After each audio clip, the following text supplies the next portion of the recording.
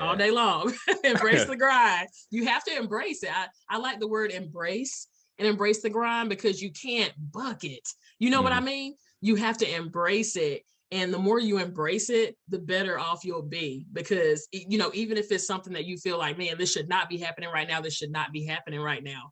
If you embrace that it is a challenge and that it's something that I can overcome and you embrace that I can overcome it, at that point, like you really have like, I feel like this supernatural strength and you feel this feeling of accomplishment when you come through it.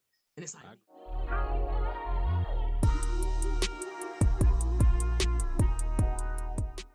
What is going on? Welcome to the School Site Corner. I'm your host, Joe Sims. Today, we are here for an ETG session with Bobbie Chapman. For those of you that do not know, I have 4 sisters, and so she's the sister that's right above me. So we're going to get a chance to talk to her about some things that she's done with work, but also she has 2 children of her own. So we'll jump into that. awesome. So go ahead and tell us kind of what you're doing with work and what that looks like for you. Well, I am currently, I currently work for Verizon Wireless. I'm a supervisor in the support coordinator department. And what that looks like for me is I manage and I run a team that handles escalated calls. They also handle general help calls from their peers.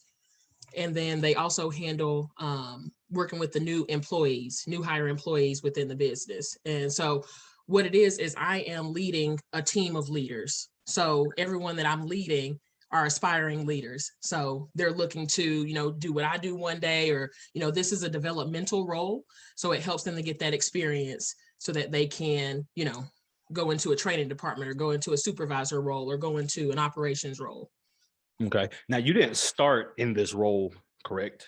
No, I did not start here. I started, on the phone as a customer service representative. Okay. And tell me a little bit about what that journey was, because I do remember talking with you and hearing you overcome some of those challenges of getting to where you're at now. So tell us a little bit about that journey and maybe some of the things that you had to overcome. Yeah, absolutely. So I started out at Verizon as a customer service representative, and that was 7 years ago now. So it was actually in May of 2015. And I was actually referred by my sister and got in, and I had heard some horror stories. So that was the first thing to overcome, right? Sometimes you go and go into a new position or a new job, and you've heard some good things, you've heard some bad things about the job. And I heard some horror stories, about working for Verizon and about the customer service department. And so, all of those things were kind of playing in my mind as I, stepped into that role. But I realized it wasn't that bad because I love talking to people. And really, that's all it is you're talking to people all day long when you're on the phone. So initially, the supervisor that I had, we bumped heads at first, but now we're great friends because I realized that she saw something in me, and I realized that she had my best interest at heart. So once I realized that, we stopped bumping heads, and she was just she was recommending me rather for roles such as being her acting supervisor. She recommended me for a position called or a position in the Emerging Leaders Program. And what that is it's a developmental program where you travel, you learn how to be a leader, you learn, different skills for management, things like that. So it helps to shape you as a leader. Okay. So, after that, I just came out and, eventually became a supervisor. And then I realized that I was set up to do what she was doing with me. You're setting yourself up to develop others so that they can reach their goals. So, I became a supervisor for customer service, and then now I've recently moved into supervisor of the support coordinator role. And so this is, slightly different because being a supervisor, we think we can manage people well when you think about just being a leader. And especially think about being a parent, right? You think, okay, I know how to deal with conflict and things like that, but it's a whole different ball game when you're in it, and you know that there's like a standard that needs to be met. You can't just, impulsively do what you want to do. So, you have to learn some self-control. So those are some, some roadblocks that I would say I had to, just overcome because, I just had I had a certain image of what the job looked like. And then once I was there, I was like, it's not what I thought. And so, I question myself even to this day. Sometimes I question myself and say, hey, like, is this really, you know, what I want to do? Am I meant to be here? Because you're going to have those conflicts. You're going to have it. But I feel like, you know, coming through those conflicts, you learn about it, and then you know how to handle it next time. And then it helps make you stronger. So that's where I am now. I'm Awesome. here. Awesome. A lot of the things I talk about, especially with these ETG sessions, is overcoming the challenges. In order to overcome challenges, you have to set a goal for something, and then you work the steps to get to that goal. And Absolutely. so hearing that you saw the challenges in front of you, oh my goodness, I've heard all of these bad things about the position, but you still went into it. You still found that success to where you're at now. And even though you may pivot, you know, take your skills that you've learned and pivot eventually, it's gotten you the success to where you're at now. And that's really what ETGing is all about. Oh, yeah. Yeah. All day long. Embrace the grind. You have to embrace it. I like the word embrace, and embrace the grind, because you can't buck it. You know what I mean? You have to embrace it. And the more you embrace it, the better off you'll be, because, you know, even if it's something that you feel like, man, this should not be happening right now. This should not be happening right now. If you embrace that it is a challenge and that it's something that I can overcome, and you embrace that I can overcome it, at that point, like, you really have, like, I feel like this supernatural strength, and you feel this feeling of accomplishment when you come through it. And it's like, I agree. I did that. So agree completely. Now, a lot of the stuff that you talked about, I'm sure with any job, and like with any job out there, there's a certain level of stress. What are some things that you do to kind of manage that stress, or kind of get you to a place of homeostasis to where you can at least function? absolutely. So I have some hobbies that I like to do kind of on the side. I always like to say that I come from a family of entrepreneurial spirited, you know, individuals. But for myself, when I think about my hobbies, you know, my siblings, my parents, they always ask me, like, you want to do that? But it's something that I use as a stress relief. And then for me, doing nails, okay, is a recent hobby that I picked up, and I've always loved to do hair, specifically braiding hair. So when I think about those hobbies, I do that to get away from the stress of work, to get away from the stress of even sometimes, you know, high tense, you know, situations in the family. I do those hobbies to get away from it. And so when I think about it, you know, I really just thought about, like, why I like to do these certain things. And I realized it's because I'm a perfectionist. I always have been a perfectionist. I think my sister is the first person who said, you know what, you're a perfectionist. You like for things to be just so. And with these particular hobbies, with doing nails and doing hair, it always gives me something to reach for, because it's never going to be perfect, right? But the more that I learn and the more that I do it, it's stress relieving for me to have something to reach for, to say, hey, I could do that a little bit better. You know, I could braid this a little bit better. I could learn a different skill when it comes to, you know, doing nails and braiding hair. And so that really translates over when we talk about relieving stress. It helps me to relieve stress from the job, but it also teaches me things so that I can bring that same mentality back to work. And then work becomes less stressful for me. If that makes sense. Yeah. Honestly, I've never heard of perfectionism used in the way that you describe it. Usually it's the sense that I hear it, it's almost like an excuse for lack of results. But the way that you described it, it's like, you know, that you strive for a certain standard with something. So that in a sense motivates you to go out and pursue that perfectionistic mindset, if you will. Like you said, nothing is ever perfect, but if you can strive to making it better, then it's like, okay, that's what your end goal is better. Right. Not necessarily perfect. Yes, exactly. It's like, what it is it's like, I never am satisfied with mediocre. Okay. And so if you're never satisfied with mediocre, you're constantly going to be still reaching for that perfect, even though it may not be something that's attainable. You're going to constantly reach for it. So in all aspects of your life, you're going to constantly reach for that perfection, which makes you better than the person that says, oh, this is okay, this is fine, you know, this is what's expected, I'm good with that. You know, I'm not good with that. And that's the sense that I feel like I'm a perfectionist, because I'm constantly reaching for perfection. Yeah, so I do thank you for sharing that, because like I said, I've never even heard it used in that way, but in that sense, it's more motivating. So yeah, great. You spoke about being more than mediocre, and that sounds like something, you know, that our mother has spoken about. if you can be more than average, be more than average. And so Right. understanding that about ourselves, and that our mom kind of instilled that within us. We talked earlier, you have two kids, one in Mm-hmm. high school, and the youngest one, what age is she? She just finished fifth grade. Fifth grade. So she's going into middle school. Mm-hmm. Going into Yeah. middle school. Okay. What kind of values have you maybe try to trickle down to your kids that you have, or that you've kind of created with you and your husband? Yeah, absolutely. So I think that's a good point that you made, that, you know, our mother instilled in us not to be more than average, because I can remember being young and saying like, well, this person did it like that, or well, their parents don't get onto them like this, right? Because they made a B. And she's like, be better than average. So that's something that I've taken throughout my life. And then to trickle that down to my children, like you were saying, you know, if they bring in a grade and they feel like, you know, this is the best I could do, I say, no, that's not the best you could do.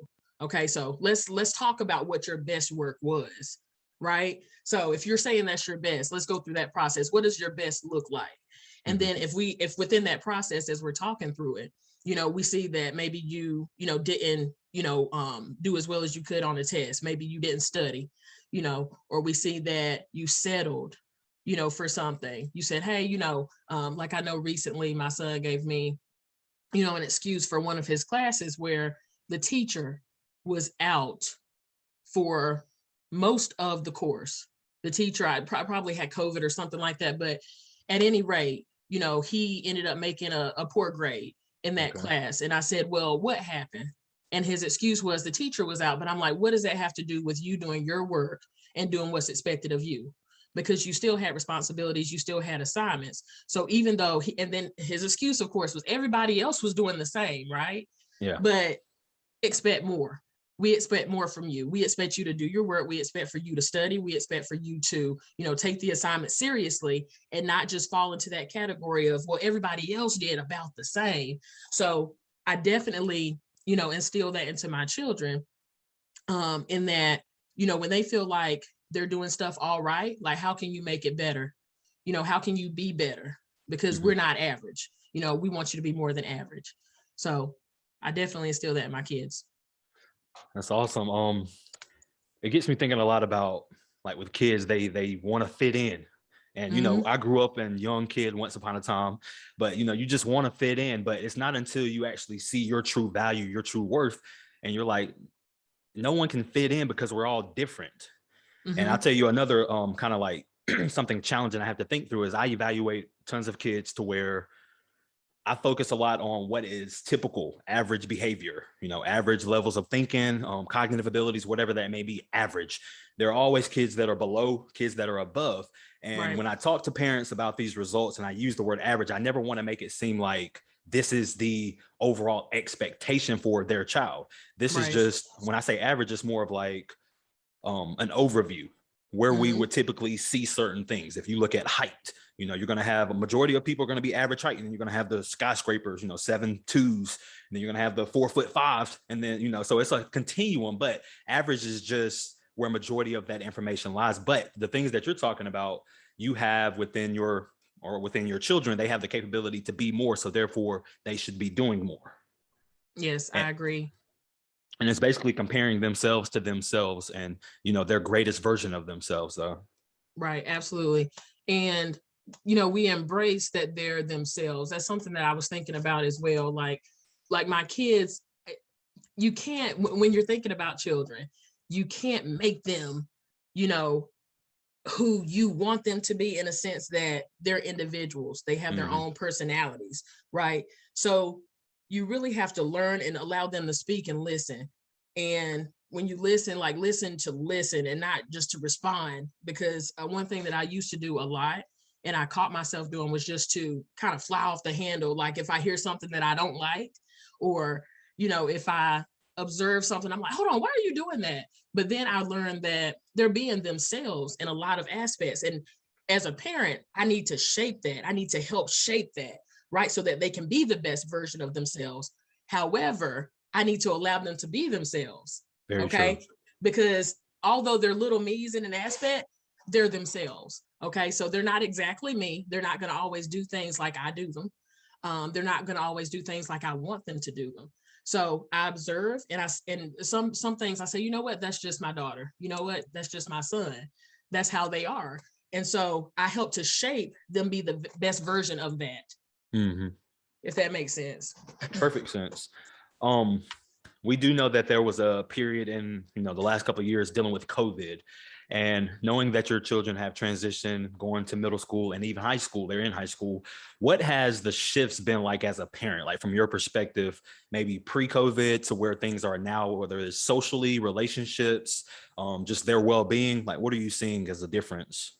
Yeah, well, pre-COVID, I guess we've been in this about 3 years now, almost 3 years with COVID. Yeah. And so I'm thinking about just the level, or the ages rather, of my children, like pre-COVID and then versus now.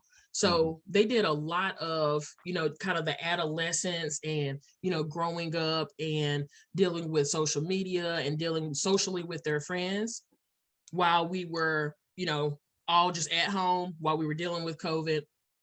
So we've really dealt with that a lot. I would say for my son, my oldest son, or my oldest, my son, he's 15. And this kind of goes back to the personality. He would rather be at home interacting with his friends. So this is who he is. He would rather interact with his friends over a game. Okay. I asked him recently, like, why don't you ever like to go to your friends' houses or have your friends come over here? And he's like, that's not what we do. That's not what I like to do. So he prefers to interact like through a game, because that's his comfort level. And even though he realizes that he has to go out into the world and interact at times, like for school, he's able to help shape his social skills by learning it at home first, virtually. Yeah. Okay. And so with my daughter, she's completely opposite. She never wants to be at home. She always wants to be in a friend's face, what I like to say, or what my mom would say. You always want to be in somebody's face, right? But she likes to be in person with her friends.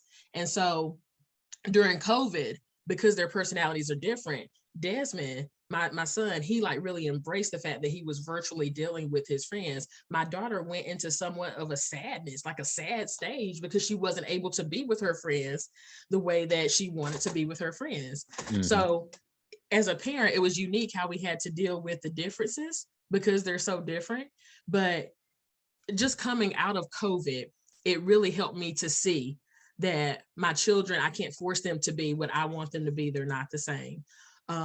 And also it helped me to, kind of push them more in the direction that fits their personality. Okay. So now, I encourage my daughter to go out. Now I also encourage her to, stay real with me, of course, because social media is something that I feel like kind of blew up within those 3 years with my youngest daughter, or with my daughter. So she loves TikTok. I'll say that. And there came a point to where I had to really just come to the realization during COVID, this happened. I said, you know what? I need to be more involved with what she's doing online, because I would see her doing different things. I would see her interacting with people. I would see her doing these dances, but I didn't really know what it was. So for me, my parenting style had to change during COVID, because I realized that I had to be embedded in what they were doing. Otherwise, I wouldn't know. And one day I'd pop up and be like, hold on, I don't know that this is going on. For sure. So I took my phone, I logged into her TikTok account. To this day, I'm logged into her TikTok account, and I use it. I use it because I want to know what she's doing online. There even came a point, because both my kids have cell phones, but there even came a point to where I say, you know what, let me see your phone. And as a parent, I feel like with kids this age, 11 and 15, you should be able to do that, without them feeling like you're invading privacy, because I'm still a parent. I still need to parent. So I need to know what's going on. Was it random, like just out the blue, let me see your phone, or did you suspect some things or something? I suspected some things, and the reason why was because she has some friends that were coming over, and I heard the speech they were using. And I didn't like it. I didn't like the speech that they were using. So I said, I need to see like how my daughter is interacting with these people when I'm not around. when she knows that I'm not watching, right? And it's not a got you moment. It's not for a got you moment. It's for my knowledge so that I know how to talk to my kids, Sure. if that makes sense. Because when you think about it, especially during COVID, we're talking about how, that shape during COVID, especially during COVID, right? You're kind of in the house. All you have is, books. You want them to read, but they have their phones, they have social media, they have TV.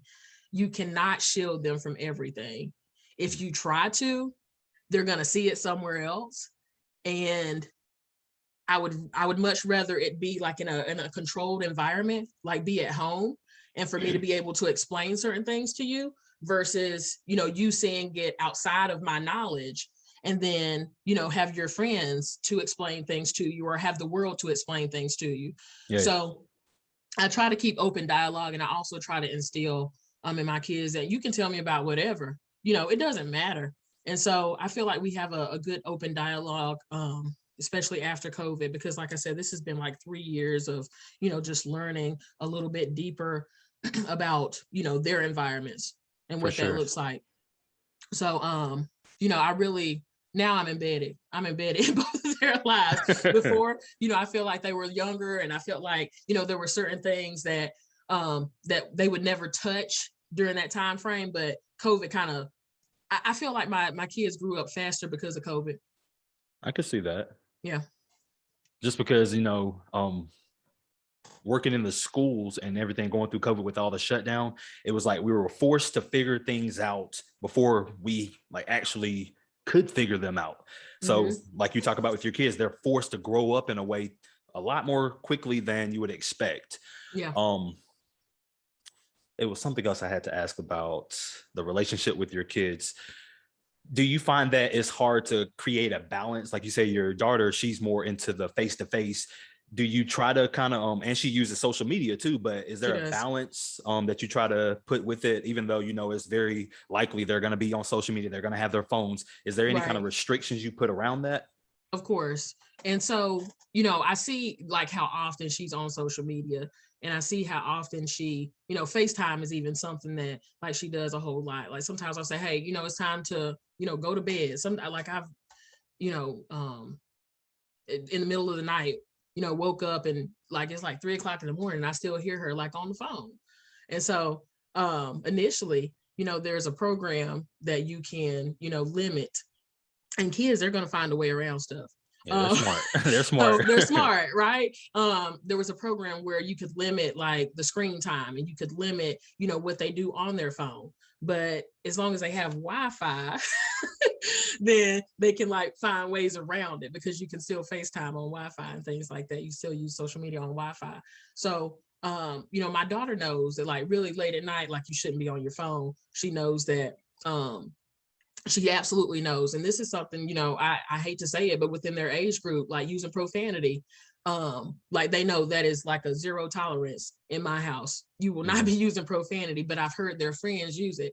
And so one thing that I'll do is like make it known when I hear it, and I hear it coming from the other end, usually, I'm like, oh no, like I'm coming into the room, like there's no privacy here.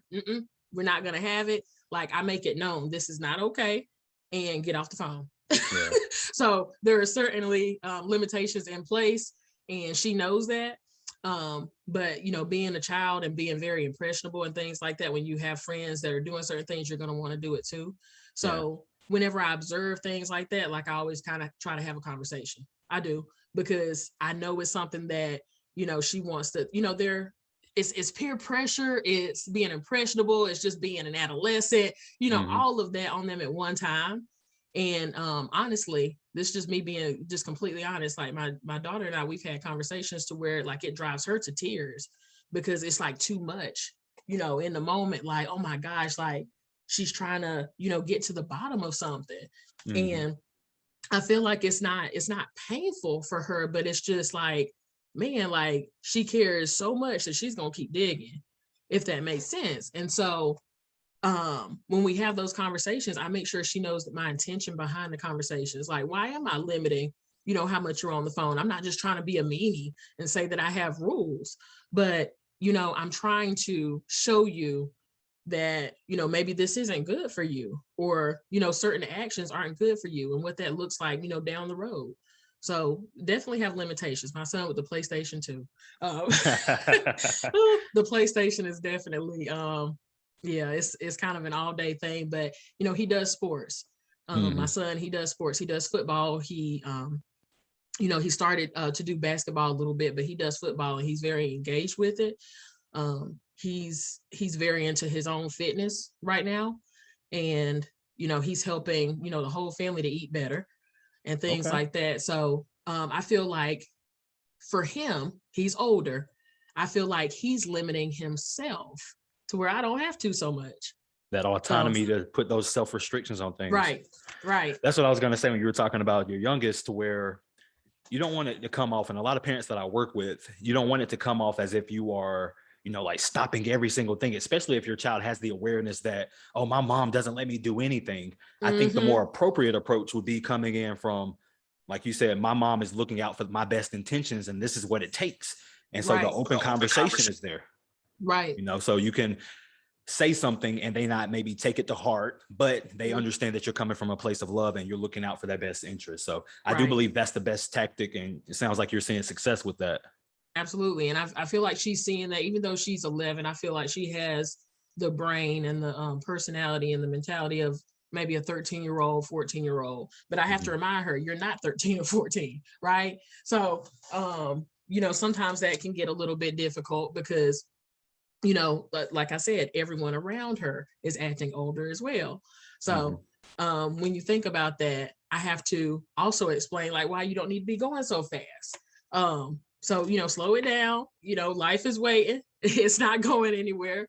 But, really just giving them the why behind why you're doing things, I feel like that's critical. Otherwise, I know there were certain parts of, my own childhood and how we grew up where it was just like, no, because I said so. And I grew up thinking like, really, like, I really don't know why we can't do certain things.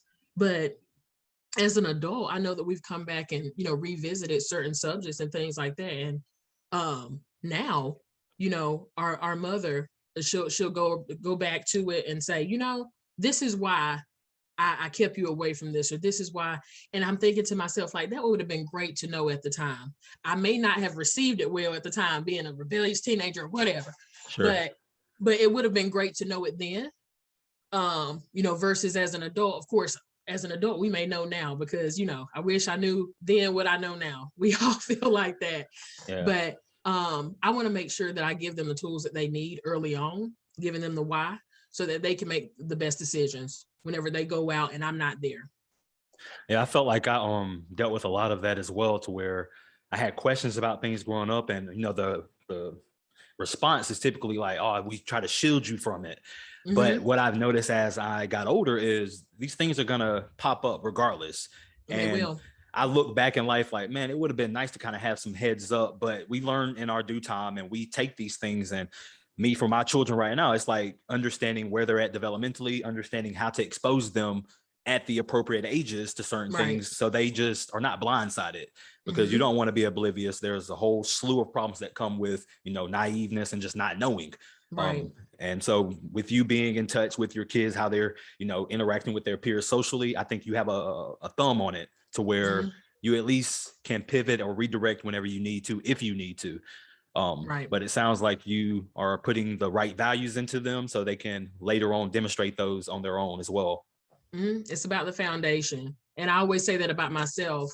And I tell my kids this too. I say, hey, I had a really good foundation.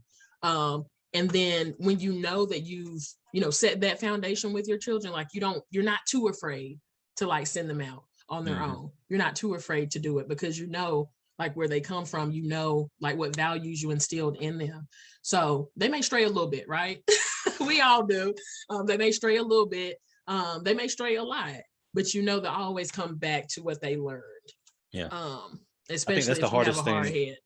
Yeah, I was about to say that's the hardest thing as a parent, is to like not know like where your kids are going to end up, but you just have to, do the things day in and day out to where your end goal is, you want successful children, people to come out in the world and contribute and, find their values and passions and share them with the world. So it starts with, the frustrations and little things as little kids, but over time, yeah, it'll pay forward.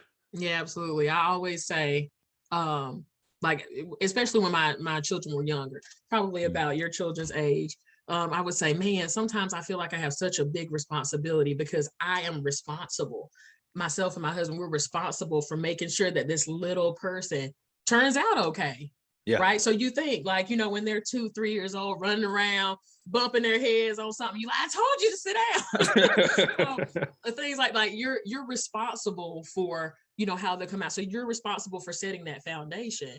And so I feel like it's really rewarding too, to see my children at the ages they are, and to see like them being very mannerable, respectful when they go out. And I'm like, that came from me. I kind of have like a little, like I did it, I did a good job, because there are times where you feel like you don't do a good job and you're like, man, like, am I failing as a parent?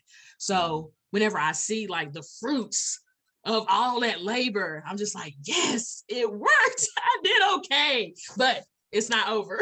It's not over by any means. So quick question to wrap this up, and looking at your role as you talked about with Verizon, but also as a mother, what's one thing, like a commonality between the two, to where you're like, I demonstrate this skill in my job, but also as a mother?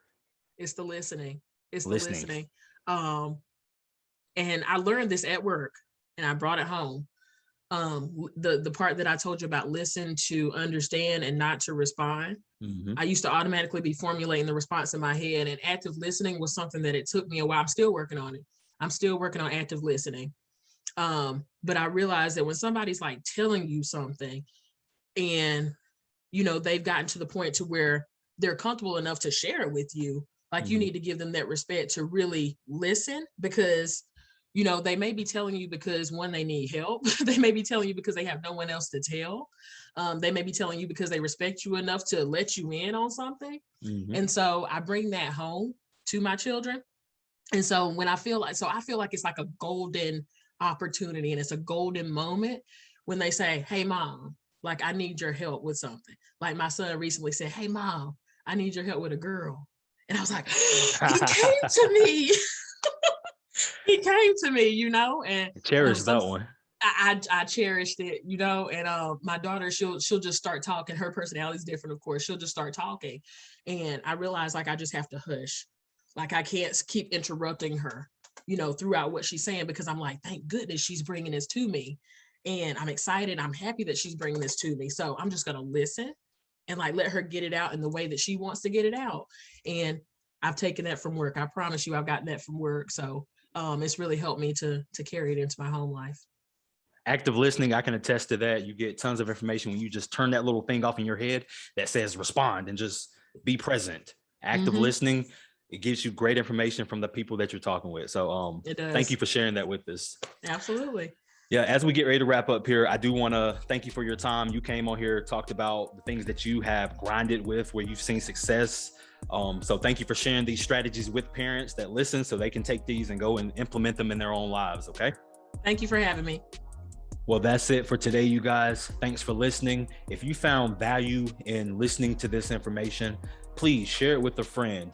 Also, share it with someone who may just need some encouragement to hear another mother go through certain things with their child, but the strategies that they talk about and how to overcome them, it may be encouraging to someone who's out there struggling right now. So please share this so that they can be exposed to the game that was shared in this ETG session with us here today.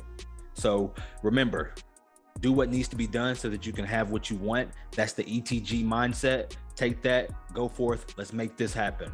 Until next time, take care.